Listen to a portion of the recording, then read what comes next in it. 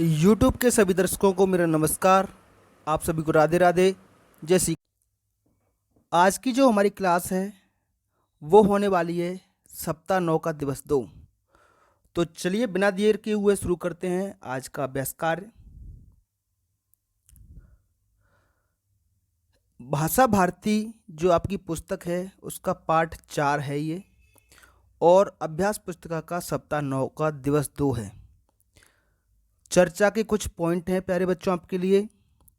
आपके घर में आपके साथ और कौन कौन रहता है? तो बेटा आपके घर में कौन कौन रहता है आप जानते हो।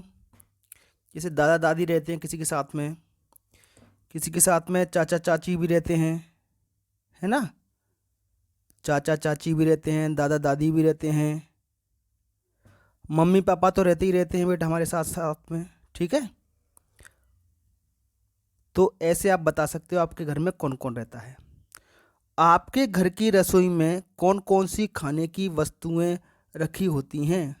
बहुत बढ़िया प्रश्न है बेटा। घर में खाने की वस्तुएं, शक्कर हो गया बेटा, चावल हो गया, दाल हो गई, ये सब आपकी किचन में मिलता है।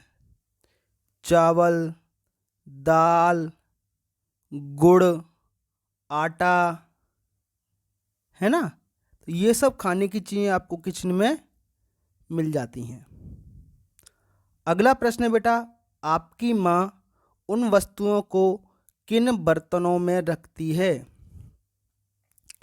तो बेटा आटे को किस में रखते हैं? आटे को हो सकता है प्लास्टिक की कोई बाल्टी हो उसमें रखें, तेल सरसों का तेल को डब्बे में रखें, शक्कर को भी किसी टाइट डब्बे में रखा जाता है। तो आप बता सकते हो। यदि आपको कोई चीज़ और अधिक खानी हो तो आप क्या करेंगे? बेटा एक कहानी रम्मू की आपको मैंने दिवस 1 में सुनाई थी। तो अगर आपको कोई चीज़ खानी हो तो क्या करते हो? माँ से मांग के लेते हो, या माँ जब रसोई में नहीं होती तो चुपके से निकाल के खा जाते हो, या क्या करते हो? ठीक है ना। तो ये आप बता सकते हो। मुझे कमेंट बॉक्स में बताना आपको कोई चीज़ अच्छी लगती है तो वो चीज़ कैसे लेते हो आप। इसके बाद है प्यारे बच्चों, पठन बोध में दिए गए रम्मू की माँ बुगाजी से लेकर के पश्चाताप हुआ तक। तो बेटा ये अनुलेख है, आप जानते हो वैसा का वैसा आपको लिखना होता है। दिवस 1 में जो अनुलेख दिया गया है, जो पठन बोध दिया गया है, उसमें से आपको रम्मू की माँ से लेकर के पश्चाताप हुआ तक देख करके लिखना है। तो दिवस 1 का जो अभ्यास पुस्तिका पे पठन बोध दिया गया है वहाँ से आप ये सब बिल्कुल वैसा का वैसा ही लिख दोगे। उसके बाद है बेटा, रम्मू डिब्बे खोलकर क्यों देख रहा था? बेटा दिवस 1 में कहानी सुनाई थी, तो रम्मू डिब्बे खोलकर क्यों देख रहा था? गुलाब जामुन देख रहा था। क्या देख रहा था बेटा? वो गुलाब जामुन देख रहा था। ठीक है, क्योंकि जो क्या कर दोगे आप? गुलाब जामुन। अगला प्रश्न है, रम्मू को संकोच क्यों हो रहा था? तो बेटा क्योंकि गुलाब जामुन ढूंढने की बात सुनकर सभी हंसने लगे और रात में 2 गुलाब जामुन पाकर उसे संकोच हो रहा था। ठीक है, चलिए अगले प्रश्न की तरफ बढ़ते हैं। दिए गए शब्दों को पढ़िए और लिखिए। बेटा ये शब्द सिर्फ आपको पढ़ने हैं और वैसा का वैसा लिख देना है। डिब्बा, तो ये लिख दिया डिब्बा। 2 बार लिखेंगे बेटा आप, है ना। मैंने 1 बार लिखा है, आपको 2 बार लिखना है, 2 जगह। रम्मू, तो इसको रम्मू बोलते हैं, रम्मू यहाँ लिख दो और रम्मू यहाँ लिख देना। अम्मा, अम्मा और अम्मा 2 बार लिखेंगे। इसको पढ़ते हैं हल्दी, 2 बार लिख दीजिए आप, हल्दी हल्दी। प्रश्न क्रमांक 2 में बेटा, निम्नलिखित वाक्यों को पढ़िए और लिखिए। अरे वाह इतनी जल्दी मिल गया, ये पढ़ दिया, वैसा का वैसा आपको लिख देना है। ठीक। अरे आप नहीं, आप गए नहीं, अरे आप गए नहीं। इसके बाद वाक्य में सही विराम चिन्ह लगाकर लिखिए। बेटा ये जो शब्द है ना, ओह, ओह हुआ आपका, अरे हुआ, या कोई आश्चर्य की बात हो, वाह, वाह, तो इनके बाद ऐसा चिन्ह लगता है बेटा, एक ये लगा हुआ है ऐसे, तो इसको बोलते हैं बेटा हम विस्मयाद बोधक। क्या बोलते हैं बेटा? विस्मयाद बोधक। तो ये ओह के बाद ऐसा चिन्ह लगा दोगे और ये पूरा का पूरा वाक्य आपको लिख देना है। ठीक है, ओह के बाद भी लगता है, अरे के बाद भी ऐसा लगेगा, एक डंडा और उसके नीचे बिंदी। इसका नाम याद कर लो प्यारे बच्चों, इसको कहते हैं विस्मयाद बोधक।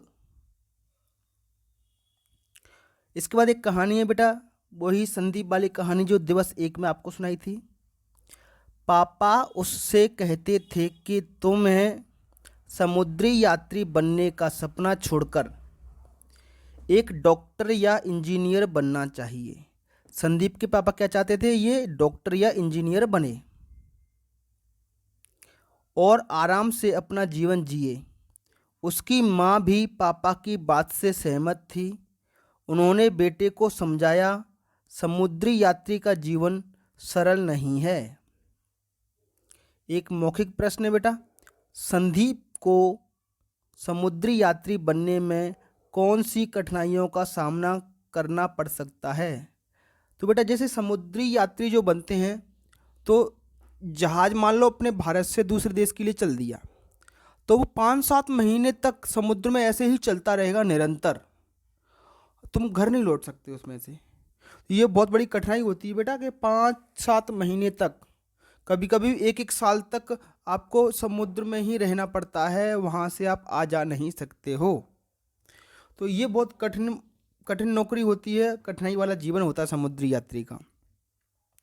अगला प्रश्न है, संदीप के पापा ने उसे क्या बनने की सलाह दी? तो बेटा ये कहानी में लिखा हुआ है डॉक्टर या इंजीनियर बनने की सलाह दी थी उन्होंने। तो आप लिख सकते हो, इस क्या शब्द की जगह लिख दोगे संदीप के पापा ने उसे, तो क्या की जगह लिखेंगे डॉक्टर या इंजीनियर बनने की सलाह दी। ठीक है प्यारे बच्चों, चलिए आगे बढ़ते हैं। आगे बेटा स्वतंत्र लेखन है आपको। आप अपने किसी एक रिश्तेदार के बारे में लिखिए। अपने रिश्तेदार के बारे में आपको लिखना है। रिश्ता क्या है उनसे? मान लो आप मामा के बारे में लिख रहे हो, तो रिश्ते के आगे लिखें मामा। उनका नाम क्या है? मान लो मामा का नाम है रमेश, तो उनका नाम लिख दें आप यहाँ पर रमेश। उनकी एक अच्छी बात जो आपको अच्छी लगती है, तो मेरे लिए चॉकलेट लाते हैं, मेरे लिए खिलौने लाते हैं, मेरे लिए फल लाते हैं, ऐसे कुछ भी लिख सकते हो जो आपको बातें मामा की अच्छी लगती हैं।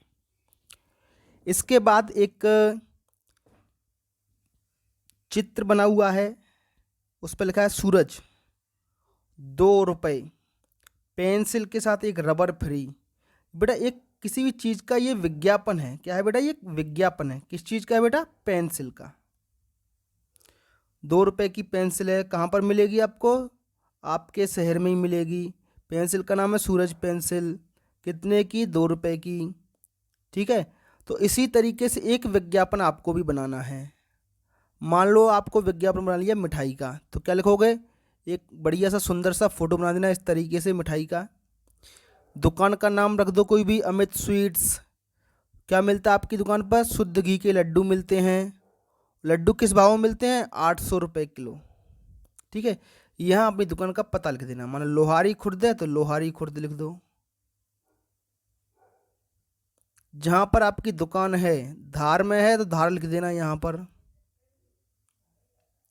तो ये आपको एक विज्ञापन डिजाइन करना है इसमें। ठीक है प्यारे बच्चों, तो ये था आपका सप्ताह 9 का दिवस 2। आज की वीडियो में प्यारे बच्चों इतना ही। आपको हमारा वीडियो कैसा लगा बेटा, ये हमें कमेंट बॉक्स में ज़रूर बताएं। और हमारे वीडियो पर आने के लिए आपको बहुत बहुत धन्यवाद। इसी तरीके से हमारा वीडियो देखते रहिए और अपना प्यार हमें देते रहिए। चलिए बच्चों, फिर मिलेंगे एक नई क्लास में। तब तक के लिए आपका दिन शुभ हो। Have a nice day.